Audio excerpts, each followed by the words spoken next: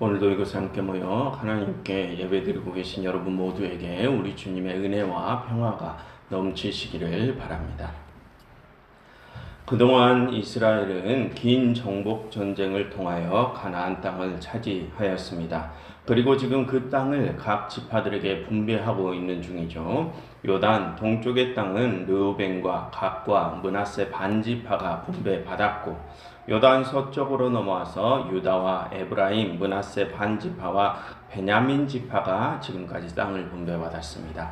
그리고 이제 오늘 나머지 6지파 시므온과 스불론, 이사갈, 아셀, 납달리, 단 지파를 끝으로 땅 분배의 이야기가 끝이 납니다.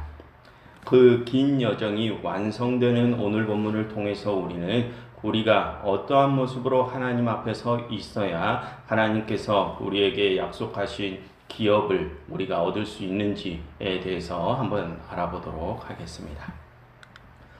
먼저 오늘 본문의 구조와 그 내용을 잠깐 보겠습니다.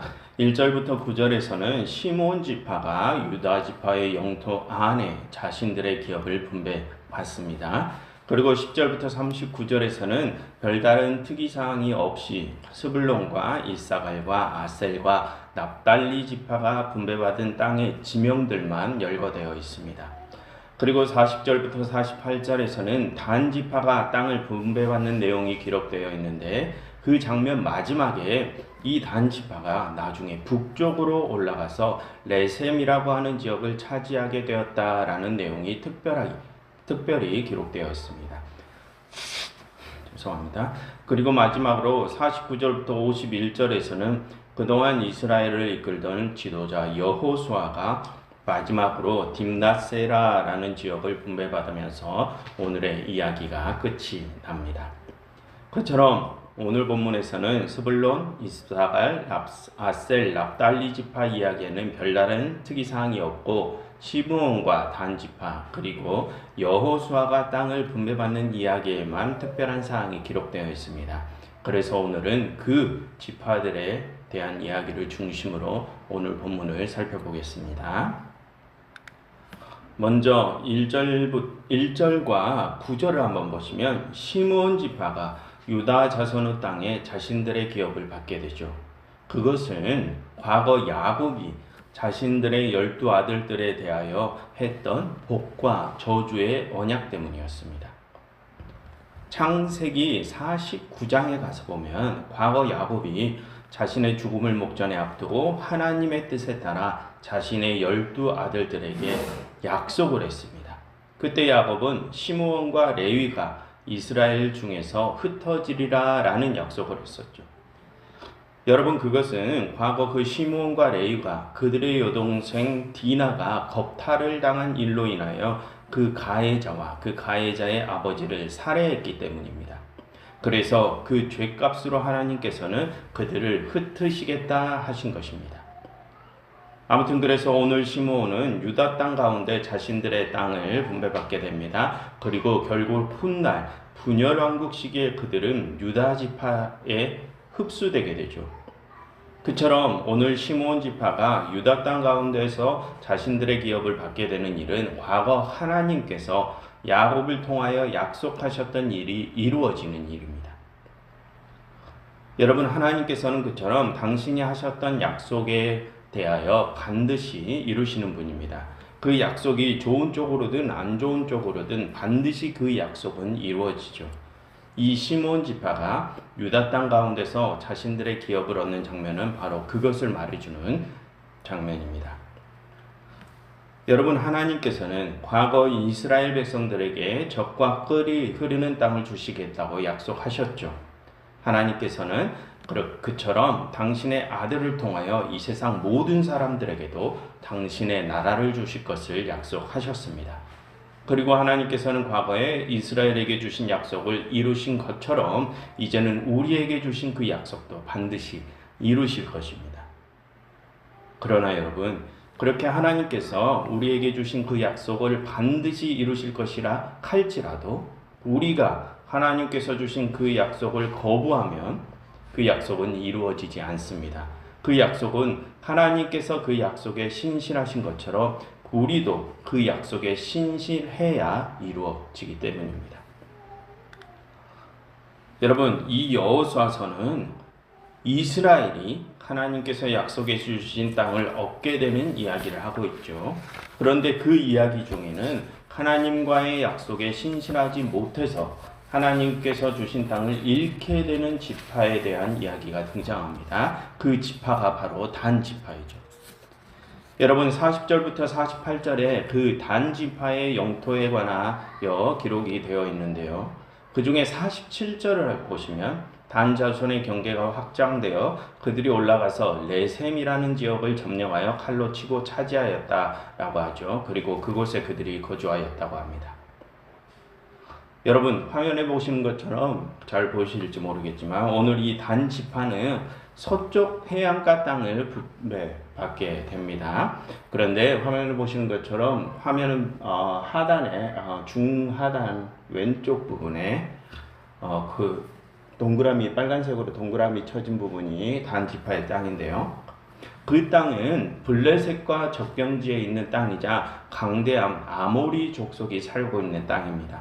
그래서 단 지파는 강대한 블레셋과 아모리 족속의 압박에 의해서 그 땅을 점령하는 데 실패하게 되죠. 그리고 그들은 그 땅에서 물러나 북쪽의 레셈이라는 작은 마을을 침략하여 그곳의 이름을 단으로 바꾸고 그곳에 정착하게 됩니다. 저 위쪽에 보면 아주 작은 빨간색 동그라미 쳐진 부분이 바로 레셈 지역입니다. 납달리 지파의 북쪽에 위치한 지역, 아주 작은 지역입니다. 여러분, 오늘 본문에는 그 단 지파의 이주 이야기가 47절 단 한 절에 축약되어 있죠. 그런데 사사기 18장에 가서 보면 단 지파의 그 이주 이야기를 18장 전체에서 다루고 있습니다. 그래서 그 사사기 18장의 내용을 잠시 들려드리면 이렇습니다. 단 지파는 하나님께 할당받은 서부 해안가 땅에서 강력한 아모리 족속과 블레셋의 압박에 밀려서 땅을 차지하지 못하게 됩니다. 그래서 그들은 북쪽으로 정탐꾼 5명을 보내서 살만한 땅을 물색하게 되죠. 그 땅이 바로 레셈 성읍입니다. 사사기에는 그 레셈이 라이스라고 표기되어 있습니다. 아무튼 그들이 그 땅을 선택하게 된 것은 그 레셈 성읍이 주변에 강대한 족속이 없는 곳이었기 때문입니다. 그곳은 무장한 군대가 없이 농사를 짓는 평범한 주민들만 살아가는 아주 평화로운 곳이어서 점령하기 쉬운 곳이었기 때문이죠. 그래서 그들은 그 레셈을 선택합니다. 그런데 그들은 그곳으로 복상하던 길에 에브라임 지파의 미가의 집에 들러서 우상 신상을 강탈하고 그곳에 젊은 레위인을 꿰어서 함께 레셈으로 이동합니다. 그리고 레셈에 이르러 무방비 상태에 있던 그곳의 주민들을 칼로 도륙하고 성읍을 불태운 뒤에 그곳에 자신들의 새로운 성읍을 쌓게 되죠. 그리고 그것에 아까 미가의 집에서 훔쳐왔던 우상 신상을 세우고 함께 데려온 젊은 레위인을 제사장으로 세워서 우상 신전을 건립하고 그곳에 정착하여 살게 됩니다. 그게 사사기 18장이 들려주는 단 지파의 이주 과정 이야기입니다. 여러분, 아까 지도에서 보았듯이 단 지파가 이주하게 된 이 레셈 지역은 납달리 지파의 영토가 있는 가나안 땅 최북단의 아주 작은 성읍입니다. 그들은 하나님께서 주신 넓은 땅을 잃고 그렇게 아주 작은 성읍으로 이주하여 아주 초라한 삶을 살게 되죠.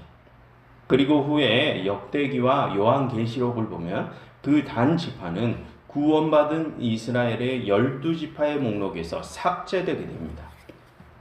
그럼 여러분, 그들은 왜 그렇게 하나님께서 주신 땅도 잃고 후에 이스라엘의 12지파의 목록에서 삭제되기까지 한 것일까요?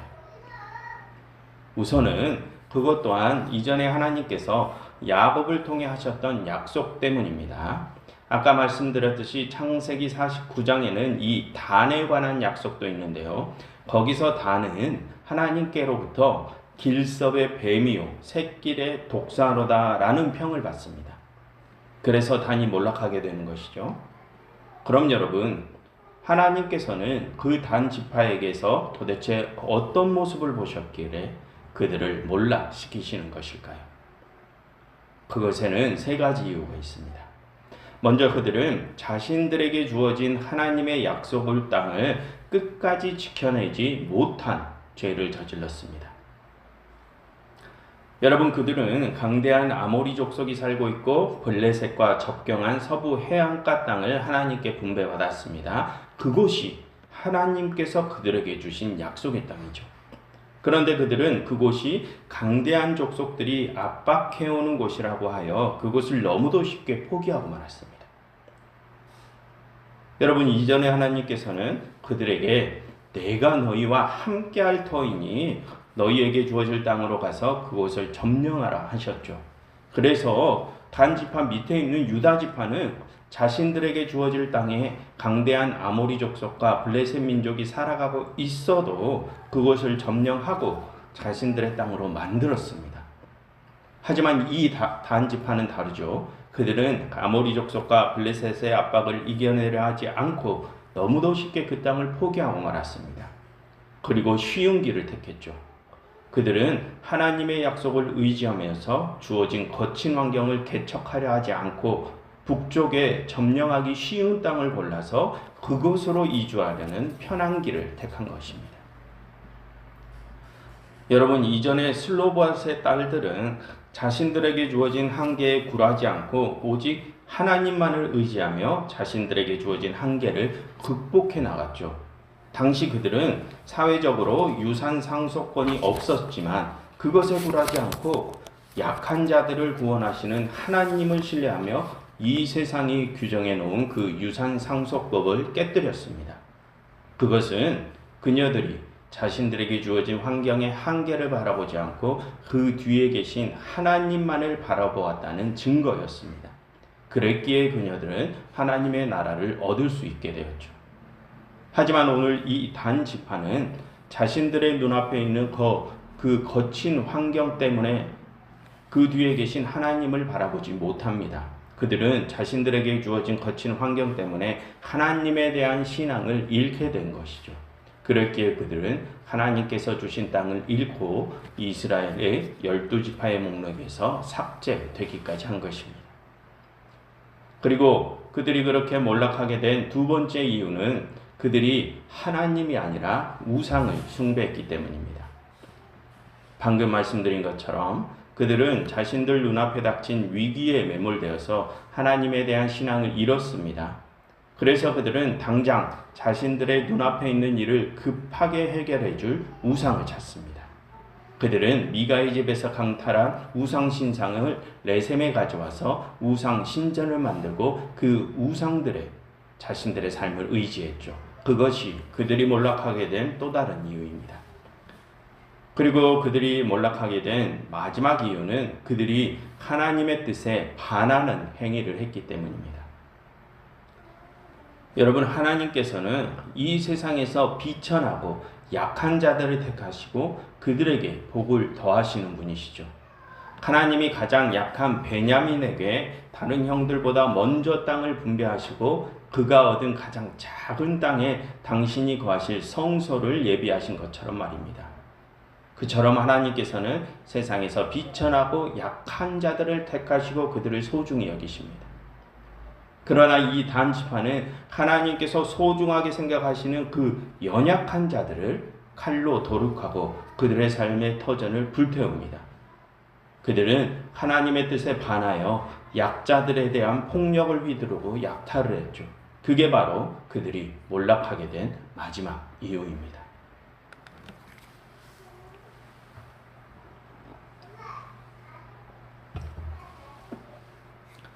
여러분, 우상 숭배는 그것 자체가 죄악이 되는 것이 아닙니다.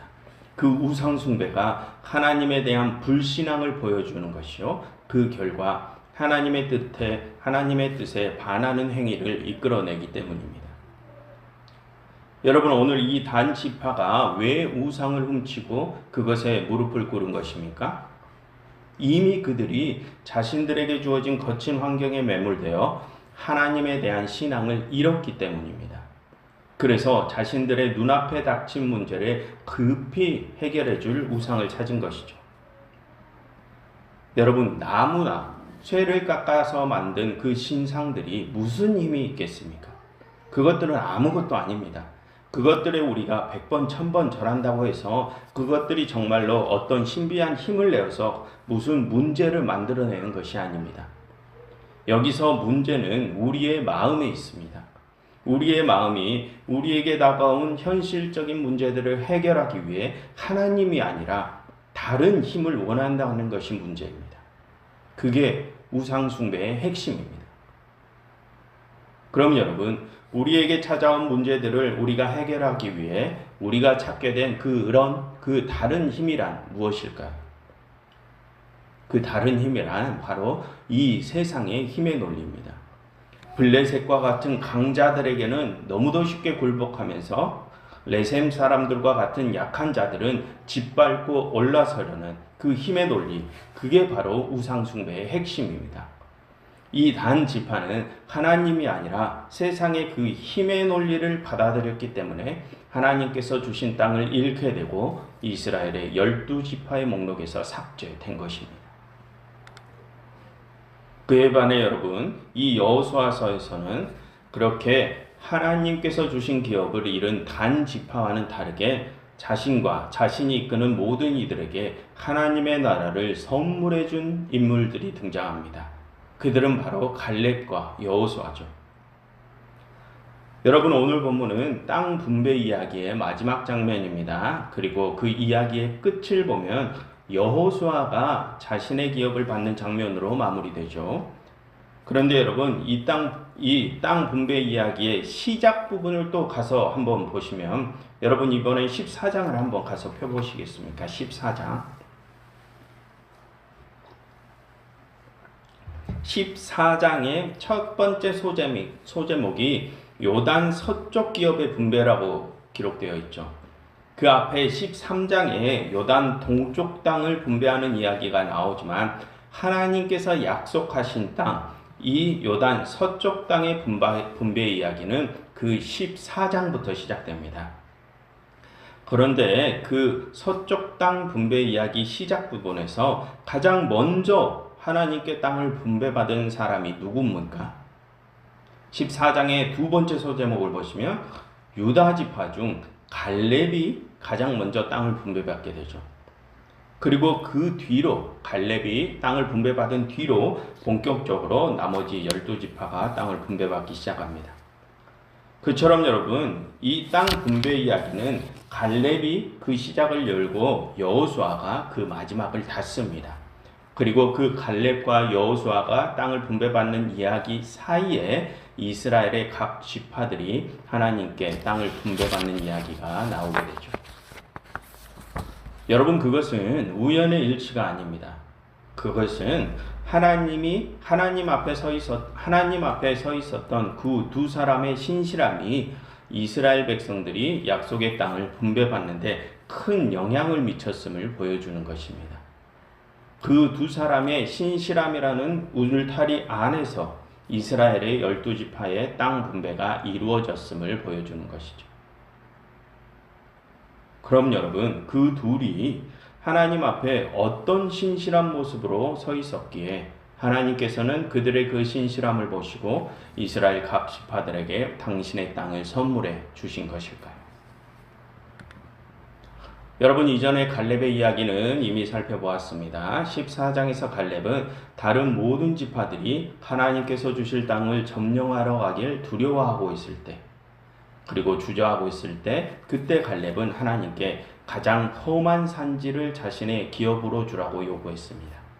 그때 그는 이미 85세라는 늙은 나이였음에도 불구하고 스스로 그 가장 험한 땅을 개척하러 나가겠다고 했었죠. 여러분, 그것은 그 늙은 노장이 남들은 다 두려워서 마다하는 곳을 향하여 가장 먼저 솔선수범하여 나아갔음을 의미한다고 했습니다. 그처럼 그 노장 갈렙이 보여주었던 모습은 하나님의 나라를 향하여 나아가길 주저하는 다른 지파들에게 믿음의 본보기를 제시하여 준 모습입니다. 그럼 여러분, 오늘 여호수아가 보여준 모습은 무엇입니까? 마지막 49절과 50절을 보십시오. 먼저 49절. 이스라엘 자손이 땅 나누기를 마치고 나서 자기들 중에 여호수아에게 기업을 주었다라고 합니다. 여러분, 이 여호수아는 그동안 이스라엘을 이끌어온 총지휘관으로서 본래는 가장 먼저 그리고 가장 좋은 땅을 받을 권리가 있는 사람입니다. 그러나 그는 다른 모든 이들이 땅을 분배받고 난 후에야 자신의 몫을 분배받게 되죠. 무슨 뜻입니까?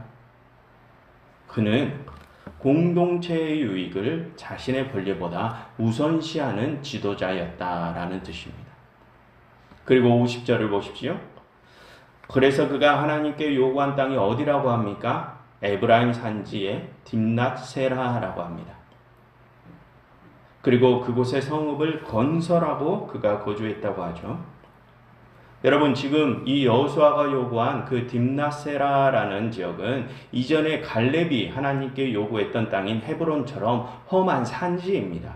그리고 그것은 아주 작고 평범한 마을이자 아직 개간도 안 된 땅이죠. 그래서 거기서 여호수아가 그곳에 성읍을 건설하고 거주했다고 하죠. 그곳은 아직 개간도 안 된 험한 산지입니다. 그처럼 여러분, 지금껏 길고 긴 가나안 정복의 여정을 이끌던 그 총지휘관은 그 험하고 개간도 안 된 작은 마을을 택합니다. 가장 좋은 땅을 받을 권리를 가진 그가 다른 이들에게 좋은 곳을 다 양보하고 자신은 소박하고 척박한 땅을 택하여 수고스럽게 그곳을 개간하며 살아가죠. 여러분, 갈렙과 여호수아가 보여준 그 모습이 바로 하나님의 종으로서 다른 이들을 이끄는 리더가 가져야 할 모습입니다. 그런 그들이 지금까지 이스라엘을 이끌어왔기 때문에 이스라엘이 하나님께서 주신 기업을 얻을 수 있게 된 것입니다. 여러분, 우리 모두는 이 세상의 남은 자들을 하나님의 나라로 인도하기 위한 그 리더의 자리로 부름을 받았습니다. 그 리더의 자리를 맡기시기 위해 하나님께서는 우리를 다른 이들보다 먼저 부르신 것이죠. 그럼 여러분, 우리가 하나님 앞에 어떠한 모습으로 서 있어야 또 다른 이들이 그런 우리를 따라 하나님의 나라를 기업으로 받을 수 있을까요? 갈렙과 여호수아가 보여준 모습대로 우리가 하나님의 모습대로 서 있어야 우리가 다른 이들을 하나님의 나라로 인도할 수 있습니다. 지금 당장 우리의 눈앞에 척박한 환경과 많은 문제들이 산적해 있다고 할지라도 그 순간 우리는 그 눈앞의 것들을 바라보지 않고 그 뒤에 계신 하나님만을 바라보아야 합니다. 눈앞의 그 척박한 환경과 큰 문제들 때문에 이 세상의 힘의 논리를 붙들지 않고 오직 하나님만을 의지하며 그분의 방법대로만 나아가야 하죠. 또한 우리는 다른 이들이 두려워하고 꺼려하는 그곳을 향하여 내가 먼저 뛰어들 수 있어야 합니다. 그리고 하나님께 먼저 부르심을 받았다는 그 권위를 내려놓고 약한 형제와 이웃을 위해 나의 몫을 내어줄 수 있어야 하죠. 여러분, 그런 모습을 보이는 이가 바로 다른 이들을 하나님의 나라로 인도할 수 있는 하나님의 종들입니다. 죄 많은 우리를 위하여 십자가에서 자신의 모든 것을 내어주신 예수님처럼 말입니다. 여러분, 이 세상의 지도자들은 자신들의 부와 권력을 지키기 위해 다른 이들보다 자신들의 몫을 먼저 챙기고 가장 좋은 것을 독점하려 하죠. 하지만 하나님이 세우신 지도자는 십자가에 서신 예수님처럼 내가 가진 권력을 내려놓고 내가 가진 가장 좋은 것을 연약한 형제와 이웃을 위해 나누어 주는 사람입니다. 그러니 여러분, 십자가에서 우리 주님께서 보여주신 그 모습을 따라가십시오. 힘든 일에 설섬수범한 갈렙처럼, 그리고 자신의 몫을 다른 형제들에게 양보한 여호수아처럼 그렇게 예수님의 뒤를 따르십시오. 그래서 그런 우리를 통하여 또 다른 많은 이들이 하나님의 나라를 기업으로 받을 수 있기를 간절히 바랍니다. 기도하겠습니다. 하나님, 저희가 험한 일에 먼저 뛰어들고 내가 가진 좋은 것을 형제와 이웃에게 내어줄 수 있는 그런 참 그리스도인들, 참 주의 종이 되게 하시옵소서. 예수 그리스도 이름으로 기도드렸습니다.